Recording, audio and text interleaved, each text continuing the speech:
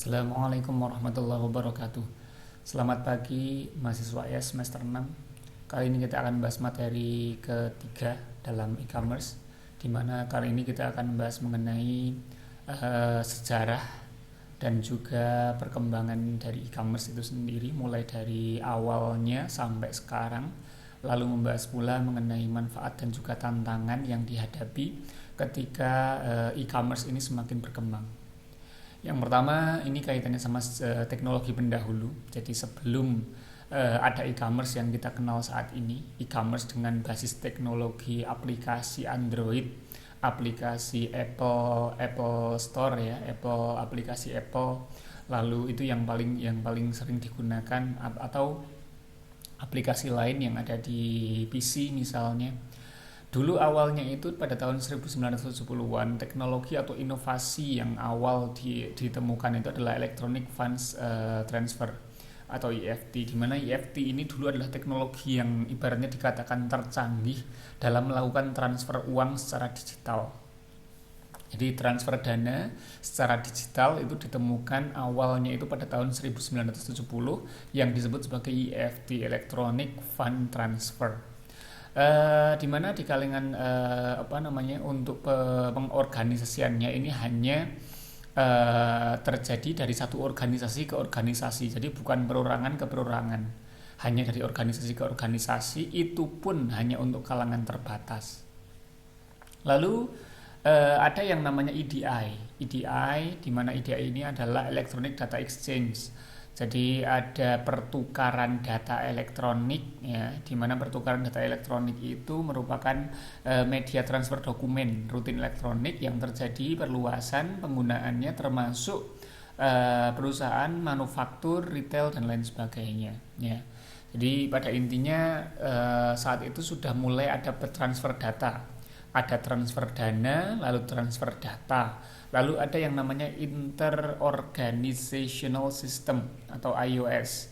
Jadi IOS itu merupakan travel reservation ya, reservasi perjalanan tiket, sistem perjalanan tiket. Lalu ada juga tentang stock trading. Jadi tentang bagaimana jual beli saham dengan menggunakan internet. Itu teknologi pendahulunya. Nah, sekarang kalau kita berbicara sejarahnya bagaimana? Yang jelas gini, kalau kita berbicara e-commerce itu kan dia mencakup semua hal yang berkaitan dengan perdagangan sebagaimana kita bahas kemarin. Dari definisinya, dia mencakup proses, mencakup playernya, jadi prosesnya itu elektronik. Player di sini penjual, pembeli maupun agensi atau pengiriman itu juga elektronik. Lalu yang ketiga itu adalah player, proses, satu lagi apa ya? Player, proses, lalu virtual product. Nah, produknya itu juga harus virtual. Jadi produk, lalu player, lalu proses. Jadi pada intinya kalau kita berbicara mengenai teknologi pendahulunya, ini merupakan teknologi pendahulu dari prosesnya. Salah satu prosesnya itu pembayaran. Kalau ini adalah salah satu produknya, jadi datanya itu yang dalam bentuk elektronik. Kalau ini dalam bentuk trading, nah ini beda lagi ya. Trading sama reservasi tiket perjalanan. Jadi tiket perjalanan yang sudah direservasi, prosesnya itu secara elektronik. Baik, yang selanjutnya mengenai sejarahnya. Jadi awal mula bagaimana e-commerce ditemukan itu tentu saja tidak akan terlepas dari kapan awal mula internet ditemukan. Pada tahun 1969 ya, internet itu dilahirkan. Jadi munculnya www ya, www. Itu merupakan awal mula dari perubahan revolusi industri. Di mana revolusi industri itu sudah tidak lagi berbicara mengenai komputer, tapi bagaimana komputer itu bisa terhubung menjadi internet, international network, yang ditemukan oleh pemerintah AS, di mana pada awalnya hanya untuk kalangan teknis di lembaga pemerintahan, ilmuwan dan juga penelitian akademis. Tapi setelahnya itu berkembang, bahkan www itu sudah menjadi rumah bagi banyak sekali perusahaan, banyak sekali bahkan perorangan pun sekarang bisa punya www. Kita bisa beli domain untuk blog pribadi atau untuk website pribadi. Jadi pada intinya memang awalnya itu ditemukan lewat www atau secara internet itu sendiri. Jadi kalau misalnya kok ada orang yang mengklaim dia tidak terlepas dari produknya Amerika tapi masih pakai internet dengan www, otomatis sebetulnya dia masih bergantung dengan Amerika Serikat. Lalu yang selanjutnya adalah 1990-an terjadi komersialisasi internet dan juga pertumbuhan perusahaan .com. Jadi sudah tidak lagi berbicara mengenai W-nya tapi sudah mulai merintis tentang perluasannya yang dikenal dengan .com, Amazon.com misalnya, Adidas.com. Jadi perusahaan-perusahaan yang punya rumah dengan basis .com yang digunakan sebagai transaksi bisnis online lewat internet. Itu dimulai tahun 90-an, di mana berbagai inovasi itu di bidang aplikasi dan juga penjualan online sampai e-learning itu bermunculan. Inovasinya bermunculan sejak saat itu, sejak 1990. Umumnya perusahaan besar dan sedang di AS telah memiliki situs web. Jadi mudahnya perusahaan-perusahaan yang besar itu sudah punya rumahnya sendiri. Orang bisa mengecek apakah bagaimana kondisi perusahaan ini, produknya apa aja, bagaimana kondisi kinerjanya itu hanya lewat webnya. Tapi kalau kita lihat saat ini sekarang sudah bukan hanya perusahaan, sekolah, perguruan tinggi, lalu bahkan rumah makan, bahkan tempat kursus dan lain sebagainya sekarang sudah punya rumah webnya sendiri. Lalu umumnya perusahaan besar di AS telah memiliki portal yang lengkap. Portal yang lengkap artinya mulai dari awal sampai akhir, dari hulu ke hilirnya udah selesai. Mulai dari dia memesan, membeli, mentransfer uangnya dan lain sebagainya itu sudah punya di AS dulu ya, di tahun 1990-an. Lalu pada tahun 1999 fokus e-commerce itu bergerak pada B2C menuju B2B. Dari business to consumer menjadi business to business. Jadi bisnis menyediakan layanan untuk bisnis juga. 2001 itu terjadi pergerakan fokus dari B2B ke e-government. Lalu 2001 itu perpindahannya lebih keras lagi, yaitu dari bisnis ke bisnis menjadi e-government, e-learning dan juga e-commerce itu sendiri. Mobile commerce. Jadi pada tahun 2001 itu sudah mulai mobile. Mobile artinya sudah mulai bisa digunakan teknologi yang sudah mobile, bisa dibawa kemana-mana. Tapi tentu saja itu tidak terjadi di Indonesia. 2001 Indonesia belum seperti itu. Ini masih di Amerika. 2010 itu muncul aplikasi smartphone. Jadi kita tahu 2010 itu muncul smartphone dan juga aplikasinya itu di sekitar tahun itu ya. Dimana saat itu baru berbicara mengenai aplikasi saja, di mana saat itu ya masih banyaknya itu aplikasi itu berbicara mengenai aplikasi-aplikasi bersifat kayak misalnya games, lalu misalnya aplikasi untuk fungsi-fungsi kehidupan sehari-hari semacam itu. Baru setelahnya itu muncullah startup mulai dari 2013 muncul startup untuk di mana aplikasi itu mulai bersaing dalam bidang e-commerce. Sebagaimana kita tahu ada aplikasi misalnya Shopee, Tokopedia, Bukalapak, Lazada, JD.ID misalnya dan lain sebagainya. Itu yang marketplace. Lalu ada aplikasi yang lain misalnya aplikasi-aplikasi yang berbasis e-commerce juga, yang dia itu tujuannya untuk mengkomersialkan produknya dari 2013 sampai sekarang. Nah, nanti kita belum tahu ini. Nanti di tahun 2022 dan seterusnya ini akan terjadi perubahan seperti apa. Yang jelas e-commerce itu akan berkembang bukan lagi secara lambat tapi secara cepat. Kita mungkin saat ini juga harus mulai memprediksi ini beberapa tahun ke depan ini akan terjadi apa. Ini e-commerce akan bergerak ke arah mana. Karena kalau kita tidak mampu membaca masa depan yang semacam itu, nanti kita akan kesulitan. Kalau yang sedang terjadi saat ini ya, kita bisa berpikir gini. Mungkin di tahun 2023, 2024, 2025 ini akan selalu berkembang teknologi di mana semuanya itu akan menuju ke pure e-commerce. Artinya kalau menuju ke pure e-commerce itu nanti kemungkinan tidak akan lagi digunakan yang namanya uang fisik. Dompet digital akan berkembang pesat. Mobile banking akan berkembang pesat. Penjualan-penjualan semua akan melari ke arah internet. Artinya apa? Jasa pengiriman akan berkembang pesat. Jasa pengiriman benda fisik ya. Lalu misalnya kalau kita berbicara mengenai produk digital itu juga akan berkembang pesat. Jadi bisnis produk digital, lalu transaksi digital serta uang digital itu akan menuju ke pure e-commerce.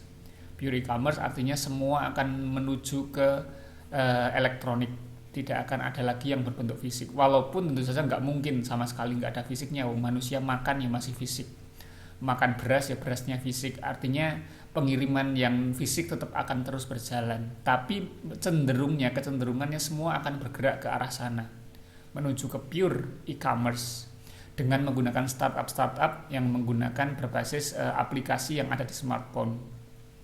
Dan kita tahu sendiri, smartphone sendiri ini mengalami perkembangan yang sangat pesat yang kita nggak akan bisa bayangkan ini seperti apa. Mungkin tahun 2010 dulu kita kalau membayangkan smartphone secanggih ini pun nggak akan bisa. HP dengan harga 1 jutaan, 1,5 juta itu memiliki kamera 48 megapiksel, itu kan kita nggak akan bisa membayangkan tahun ini seperti ini. Makanya kita nggak akan pernah tahu ini perkembangan 5 tahun atau 10 tahun yang akan datang dari sekarang ini nanti akan seperti apa. Karena perkembangan teknologi itu sendiri akan berbanding lurus dengan perkembangan e-commerce itu sendiri. Tapi orang yang mampu untuk memprediksi masa depan akan seperti apa, maka itulah orang-orang yang akan mampu untuk beradaptasi dengan kondisi e-commerce yang akan datang. Jadi kalau misalnya Anda punya bisnis, lalu Anda berbicara mengenai bagaimana cara mengadaptasikan bisnis saya, maka lakukanlah prediksi yang benar mengenai masa depan. Prediksi, riset, dan lain sebagainya untuk menganalisa, oh ini ternyata arahnya ke pure e-commerce, berarti saya harus mentransformasikan, mengadaptasikan perusahaan saya menjadi bisa bersaing di ranah e-commerce pure atau virtual player. Jadi ini kita berbicara mengenai beberapa perusahaan yang sudah sukses ya. E-commerce sukses adalah virtual e-commerce, ada eBay, VeriSign, AOL, lalu Checkpoint. Ini beberapa contoh e-commerce yang dari dulu sekali sampai sekarang ini masih ada dan masih berkembang dan sukses ya. Click and Mortar ini yang separuh-separuh, ada Cisco, General Electric, IBM, Intel, Square. Nah ini beberapa yang click and mortar artinya partial e-commerce. Lalu ini yang e-commerce yang gagal itu tahun 1999 perusahaan .com mulai bertumbangan. Jadi kita harus akui bahwasannya saat ini perusahaan yang menggunakan e-commerce dengan menggunakan www.com itu mulai ditinggalkan karena sudah kalah dengan aplikasi digital, kalah dengan aplikasi smartphone kalau saat ini. Jadi orang kalau mau beli kok harus membuka web browser Google Chrome misalnya, lalu membuka situs web lalu baru membeli di sana, itu sudah repot sekali karena sekarang semua sudah pakai aplikasi. Lalu e-commerce yang belum mati, contoh kegagalan.com turun drastis tapi dia belum mati ya. Terjadi konsolidasi e-commerce, banyak perusahaan pure e-commerce memperluas operasinya dan berhasil meningkatkan penjualannya. Contohnya adalah Amazon.com. Jadi Amazon.com itu salah satu contoh yang mampu untuk meningkatkan, memperluas operasi dan berhasil meningkatkan penjualannya Amazon.com. Oke, sekarang kita berbicara mengenai manfaatnya. Ini nggak usah. Oke, manfaat dari e-commerce. Apa yang kita peroleh kalau misalnya bisnis, mulai dari transaksi, mulai dari proses, mulai dari produk, mulai dari playernya semua digital. Yang pertama, jangkauannya global. Kita harus akui saat ini orang ya, contohnya misalnya saya saja lah, saya itu sekarang kalau misalnya pengen bikin bisnis, pengen beli alat-alat untuk keperluan bisnis misalnya, saya itu bisa membeli peralatannya dari Bali, dari Cina, dari Sumatera Utara, dari Kalimantan, itu hanya dengan satu klik kan gitu. Artinya apa? Dulu kalau orang mau bikin bisnis yang fisik, misalnya bikin bisnis apa misalnya, itu beli alatnya itu lewat toko sebelah, harus ke pasar dulu dan lain sebagainya. Kalau sekarang enggak, tinggal di kamar itu semua barang akan bermunculan dari seluruh penjuru dunia. Itu sekarang bisa seperti itu. Lalu pengurangan biaya operasi. Ini sangat jelas sekali. Sekarang orang ya kalau mau kalau mau ibaratnya memukul harga atau menaikkan harga karena produknya itu import misalnya, itu udah nggak bisa. Kenapa? Karena produk import sekarang bisa dibeli dengan harga yang sangat murah. Kalau dulu orang bilang, oh ini import makanya harganya itu naik sangat drastis. Kalau sekarang enggak. Kita berbisnis, beli maupun jual barang dari luar negeri itu sekarang nggak ada perbedaannya, nggak terlalu jauh. Beli barang dari jauh sama deket itu rasanya itu sama. Karena apa? Biaya operasinya sekarang nyaris sama. Jadi bahkan kalau Anda amati sekarang, kalau misalnya rumah Anda jauh dari pasar ya, ini yang saya amati sih. Kalau rumahnya itu jauh dari pasar, dulu itu kalau beli di pasar langsung sama beli di warung tetangga itu harganya itu selisihnya jauh. Makanya banyak orang yang suka pergi ke pasar karena bilang harganya lebih murah. Tapi kalau sekarang enggak, antara pasar sama di toko dekat rumah itu harganya hampir sama. Karena memang biaya operasional dari pengiriman itu sudah bisa dipangkas. Maka harga itu menjadi selisihnya tidak terlalu besar antara tangan pertama sampai tangan terakhir yang menjajakan jualannya kepada konsumen langsung. Perbaikan rantai pasokan. Nah, kalau zaman dulu itu mulai dari produsen utama pabrik sampai konsumen itu biasanya itu rantai penjualannya itu banyak, mulai dari tangan pertama, tangan kedua, tangan ketiga, tangan keempat, tangan kelima sampai warung baru ke konsumen. Kalau sekarang orang bisa langsung akses ke produsen langsung walaupun tempatnya jauh. Lalu penambahan jam buka ya, jadi yang semula itu hanya bisa buka 12 jam atau 8 jam, sekarang bisa buka 24 jam. Kita harus tahu bahwasannya yang namanya toko di Shopee, Tokopedia itu semuanya beberapa ada yang bukanya itu 24 jam. Bisa kustomisasi. Kustomisasi itu adalah yang kemarin saya bilang ya, C2B, di mana punya ciri khas si pembeli itu mampu untuk mengcustom request apa yang ingin dibeli. Model bisnis baru, jadi akan bisa berkembang model bisnis baru seiring dengan perkembangan e-commerce itu sendiri. Spesialisasi vendor bisa terspesialisasi. Jadi kita bisa berbicara misalnya ada toko yang fokus menjual ini saja, Tujuannya apa ya? Agar persaingannya lebih enak, agar bisa lebih bersaing. Misalnya ada orang yang pengen beli fokus sepatu olahraga atau sepatu bola. Dia pasti tokonya akan lebih dispesialkan atau lebih diutamakan daripada toko yang hanya menjual sepatu saja, sepatu secara umum. Apalagi kalau pembelinya menginginkan sepatu bola, dia pasti akan fokus lebih ke toko yang memang sepatu bola aja. Jadi nanti vendor ini akan lebih terspesialisasi. Kecepatan time to market. Jadi time to market atau kecepatan jual beli di pasarnya itu semakin cepat. Biaya komunikasi koordinasi yang lebih rendah jelas ya. Dulu kalau orang mau berkomunikasi mengenai penjualan itu harus pergi menggunakan alat transportasi, pakai telepon, pakai pulsa dan lain sebagainya. Sekarang cukup chatting selesai. Efisiensi pengadaannya pun lebih efisien, meningkatkan hubungan dengan konsumen. Dengan adanya e-commerce, konsumen sama produsen bisa berkomunikasi secara langsung dengan biaya yang sangat murah, informasi yang up to date. Segala sesuatu bisa diupdate informasinya. Anda bisa tahu misalnya kalau kita berbicara pembelian sajalah, pengiriman barang sudah sampai mana, sampai progres apa, itu bisa kita lacak semuanya. Tidak harus membayar pajak atau biaya usaha fisik. Biaya usaha fisik itu tidak akan ada pajaknya karena memang ya kalau pajaknya terlalu tinggi dia nggak akan bisa bersaing kayak gitu. Artinya walaupun nih kaitannya sama pajak ini saya juga belum tahu, ini kemungkinan tetap nanti bisnis e-commerce ini akan ada aturan baru mengenai pajak itu sendiri. Oke, masih mengenai manfaat dari e-commerce. Yang pertama adalah di mana saja, kapan saja. Dimanapun kita bisa beli, dimanapun kita bisa jual, kapanpun. Jam 12 malam kita bisa beli, jam 12 malam kita bisa jual. Lebih banyak pilihan produk dan juga jasa.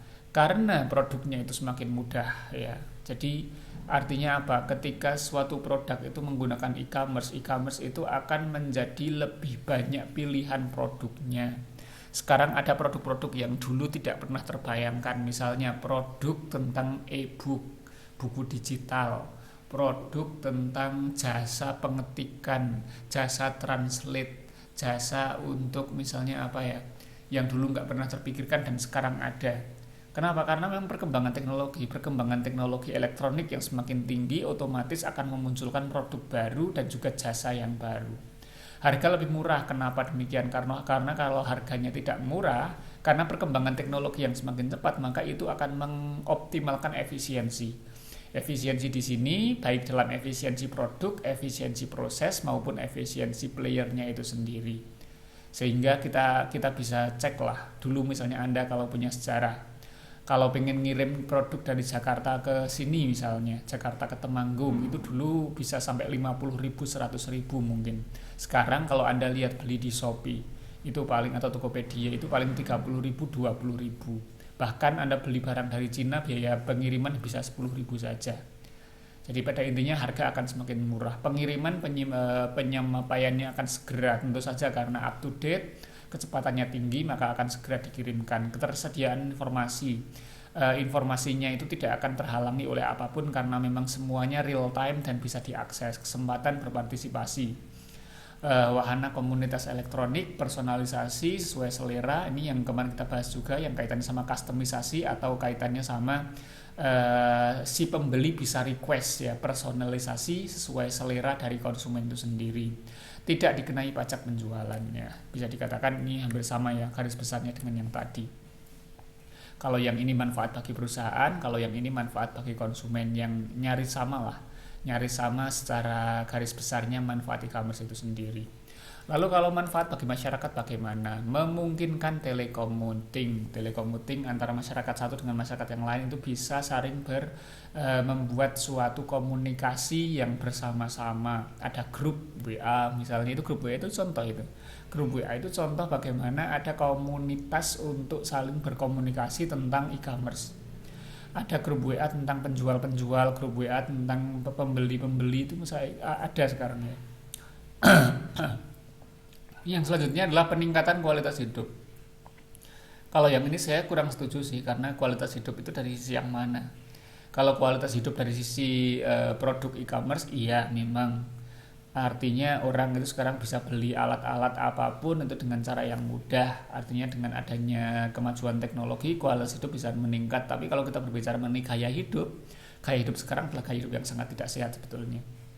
Dapat menolong masyarakat yang kurang mampu. Kenapa demikian? Karena sekarang teknologi semakin canggih, otomatis teknologi semakin murah. Teknologi yang semakin murah itu artinya akan memberikan kesempatan bagi siapapun. Jadi bukan hanya orang dengan modal yang besar yang bisa diberi kesempatan. Masyarakat luas yang hanya modalnya dikit pun dapat memperoleh kesempatan yang sama. Kemudahan dalam mendapatkan layanan umum. Kita harus tahu sekarang ada e-tol, bayar tol itu bisa lewat online, bayar BPJS lewat online, bayar bikin SIM bisa online dan lain sebagainya. Itu adalah pelayanan kemudahan yang akan didapatkan oleh masyarakat. Sekarang hambatan dan juga tantangannya. Oke, sekarang hambatan dari e-commerce yang pertama, there is lack ya. Oke, ini bahasanya bahasa Inggris ya. Technological limitation. Ada keterbatasan teknologi. Kita harus pahami bahwasannya teknologi itu tidak merata, ada limitasinya. There is a lack of a universally accepted standard for quality, security, and reliability. Jadi yang namanya teknologi e-commerce itu tidak semuanya itu reliable, tidak semuanya aman, tidak semuanya itu punya standar kualitas yang sama. Jadi tidak adanya pemerataan lah, tidak ada pemerataan teknologi itu yang bisa kita katakan. Itu yang pertama. Yang kedua, the telecommunication bandwidth is insufficient. Bandwidth-nya itu tidak sufficient, walaupun kita harus akui semakin lama ini bandwidth-nya semakin melebar. Bandwidth itu apa? Bandwidth itu adalah kemampuan suatu jaringan untuk menerima transaksi. Contohnya misalnya ya, siakat aja lah, siakat yang ada di kampus ya, siakat yang ada di kampus itu kalau misalnya semua mahasiswa mengakses dalam waktu yang sama, itu siakatnya bisa error. Itu namanya bandwidth. Tapi begitu pula misalnya ternyata aplikasi Shopee misalnya atau aplikasi Tokopedia satu waktu pernah down gitu ya. Itu boleh jadi karena bandwidthnya itu memang tidak sufficient. Tidak proper, tidak cukup untuk menampung kayak gitu. Tapi semakin lama kita harus akui juga ini teknologi semakin baik.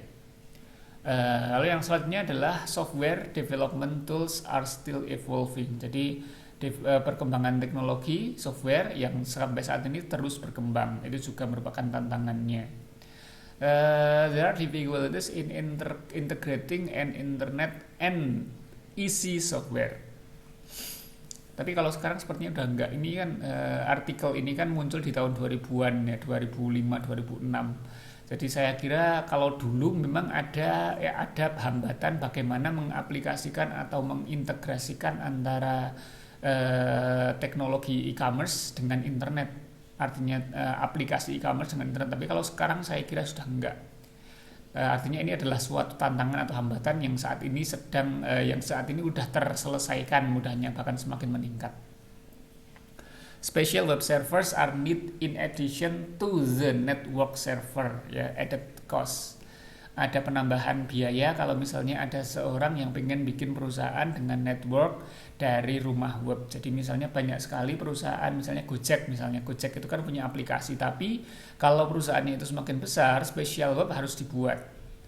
Artinya harus ada gojek.com, harus ada Gojek yang memang bisa diakses untuk mencari informasi yang lebih lanjut mengenai itu. Artinya akan ada biaya tambahan. Internet accessibility is still expensive. Jadi internet biayanya itu masih mahal, tapi sekarang semakin lama semakin murah sih. Order fulfillment of large scale B2C acquire special automated Jadi pada intinya kalau kita berbicara tentang order fulfillment atau pemenuhan order, pemenuhan pesanan, itu kalau kita lihat grafiknya itu harusnya kalau sekarang itu sudah bisa ditangani oleh robot. Karena kalau ditangani semua oleh manusia secara langsung itu sudah tidak memungkinkan. Sebagaimana kita kalau misalnya ya ada kendala di aplikasi-aplikasi digital, itu biasanya sekarang kita konsultasinya sudah tidak lagi ke manusia, tapi konsultasinya ke robot dulu. Nanti setelah konsultasi ke robot kok nggak bisa, baru kita nanti telepon ke customer service. Itu contohnya.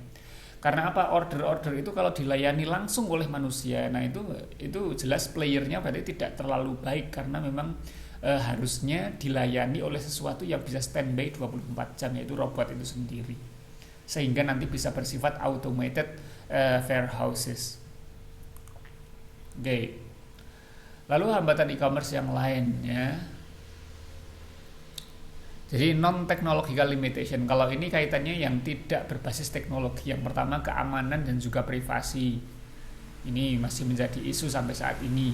Lalu lack of trust of e-commerce. Jadi ada lack of trust, ada ketidakpercayaan. Lalu ada many legal and public policy issue. Jadi ada masalah mengenai legal and public policy tentang aturan umum ya, aturan pemerintahan dan lain sebagainya. National and international government regulation, regulasi dari pihak pemerintah nasional maupun internasional. Lalu it's difficult to measure some benefit. Sulit untuk mengukur benefit dari e-commerce such as advertising dan lain sebagainya. Jadi karena memang jaringannya itu mengglobal ya, jadi untuk mengukur ini nanti mau sebesar apa itu menjadi tantangan bersama. Bahkan sampai saat ini kita nggak bisa mengukur tahun 2023 atau 2024 nanti akan sebesar apa, kita akan sulit untuk mengukur karena perkembangan yang sangat cepat. Some customer like to feel and touch product. Nah ini saya kira tantangan dari yang saat ini ya. Banyak orang yang pengen kalau beli itu pengen nyoba dulu, pengen megang dulu, pengen ngecek dulu. Jadi makanya bisnis fisik tetap masih berjalan sampai saat ini karena ada orang-orang yang masih seperti itu. beli baju itu nggak mau kalau belum lihat langsung, belum pegang langsung, belum pakai langsung. Walaupun dulu pernah ada kan satu platform startup yang mempunyai salah satu fasilitasnya itu Anda bisa coba dulu, kalau nggak cukup nanti bisa pakai yang lebih besar dan lain sebagainya. Atau sistem COD yang saat ini ya, COD artinya bayarnya kalau udah dapat barangnya, itu kan sebetulnya mencoba untuk mengatasi tantangan yang ini. Jadi banyak customer yang masih pingin untuk megang dulu produknya. People do not yet sufficient trust paperless. Banyak orang yang saat ini sampai detik ini nggak percaya dengan adanya sistem digital. Contohnya kaitannya sama transfer uang sajalah, banyak saat ini yang uangnya dikirim langsung, kamu yang datang sendiri ke sini, masih banyak yang kayak gitu. Nggak percaya kalau ditransfer secara digital itu juga bisa bener-bener transfer. Mereka nggak percaya, jadi mending dikirim langsung secara fisik uangnya ke sini, itu ada yang kayak gitu. Jadi banyak orang yang nggak percaya sistem paperless, sistem non digital, jadi pengen langsung secara fisik. In most case, dalam banyak sekali kasus, kebanyakan kasus, there is an insufficient number, critical mass of sellers, jadi banyak sekali insufficient number, jadi ada angka-angka yang tidak proper, yang tidak sesuai kaitannya dengan seller, lalu buyer, dan lain sebagainya. There is increasing amount of fraud on the internet. Jadi banyak sekali fraud, perkembangan amount dari fraud atau order increasing pertumbuhan yang sangat tinggi di internet. Lalu it's difficult to obtain venture capital due to the .com disaster. Jadi dulu kan tadi sudah dijelaskan ada disaster atau kegagalan dari perusahaan .com. .com itu mulai banyak yang runtuh, yang jatuh gitu. Jadi kaitannya sama hal itu sulit untuk obtain venture capital. Jadi sulit untuk mengambil modal yang cukup besar dari perusahaan .com itu sendiri karena kehancurannya. Tapi kalau sekarang saya kira udah tidak terlalu bermasalah karena jarang sih sekarang perusahaan yang larinya ke .com itu. Kebanyakan sekarang larinya itu ke mobile application, aplikasi mobile. Oke, itu tentang hambatannya tadi hambatan baik secara technological maupun non-technological limitation. Jadi ada batasan teknologi dan juga batasan yang non-teknologi. Sekarang tantangannya, tantangan artinya ini sesuatu yang harus merupakan sesuatu yang harus dihadapi. Tantangan yang harus dihadapi kalau orang, bukan hanya kalau ini pasti keniscayaan kita pernah bahas. E-commerce yang masuk ke virtual player ini merupakan suatu keniscayaan, artinya ini adalah tantangan yang akan dihadapi bersama oleh seluruh manusia saat ini. Yang pertama keamanannya, bagaimana untuk menjamin keamanan, kepercayaan dan resiko trustnya, dan resikonya SDM-nya itu sangat penting.